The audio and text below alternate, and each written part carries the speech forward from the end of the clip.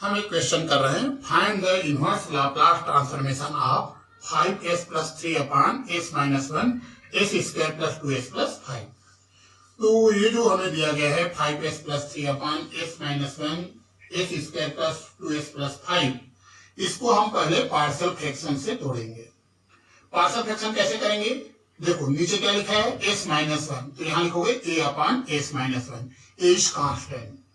यहाँ लिखा है s² + 2s + 5, s में स्क्वायर है, s में डिग्री 2 है, तो जब डिग्री 2 है तो आप क्या लिखोगे, bs + c। जब भी डिग्री 2 रहेगा क्या लिखोगे, bs + c upon s² + 2s + 5। यहाँ पर a, b और c तीनों कांस्टेंट है, इसका वैल्यू हमें निकालना होगा। तो यहाँ पर s में डिग्री 1 था करके हमने केवल a लिखा, लेकिन यहाँ पर s में डिग्री 2 है, इसी कारण हमने लिखा bs + 3, bs + c।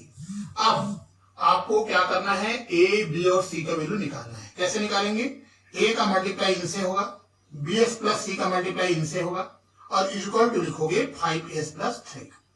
अब इस ब्रैकेट को ओपन कर लीजिए, सिंप्लीफाई कर लीजिए।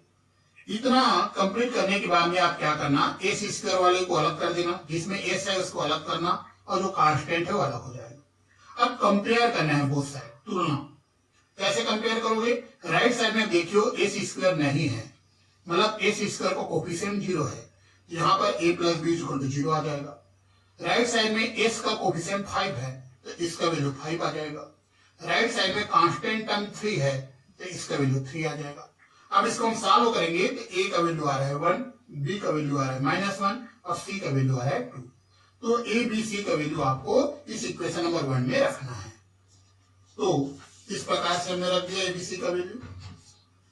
अब s अपॉन इतना आएगा, माइनस को बाहर कर दिया, और 2 अपॉन इतना आएगा।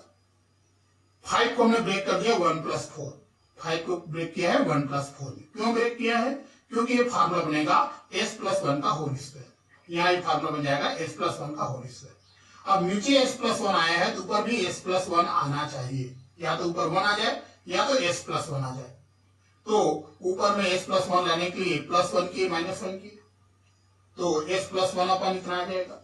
यहाँ माइनस और माइनस प्लस होगा तो 1 अपॉन इतना आएगा, या 2 अपॉन इतना है तो 2 + 1 3 अपॉन ये आ जाएगा। अब हम क्या करेंगे, लाप्लास इनवर्स निकालते हैं। तो लाप्लास इनवर्स हमने आपको कर दिया, इसमें भी लाप्लास इनवर्स लगेगा, इसमें भी। यहाँ माइनस बाहर हो जाएगा कांस्टेंट, यहाँ पे 3 जो कांस्टेंट है बाहर होगा। अब इसका लाप्लास इनवर्स कैसे निकालेंगे, इसके लिए फार्मूला याद रखना होगा। अगर ये फार्मूला आपको याद नहीं है तो ये क्वेश्चन आपसे नहीं बनेगा। तो ये फार्मूला आपको याद रखना है, लाप्लास इनवर्स 1/s - a होता है e⁴t। यहाँ पर a की वैल्यू 1 है तो e⁴t आएगा। इसका लाप्लास इनवर्स क्या होगा, ये फार्मूला यूज कीजिए, e⁻ -p cos 2t आएगा।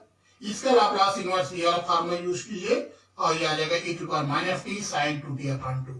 ये फार्मूला आपको याद रखना है और ये सोचना भी है a के प्लेस पे यहाँ क्या है, b के प्लेस पे क्या है। जैसे इसमें a के प्लेस पे -1 है और b के प्लेस पे 2 है, यहाँ भी a के प्लेस पे -1 है और b के प्लेस पे 2 है।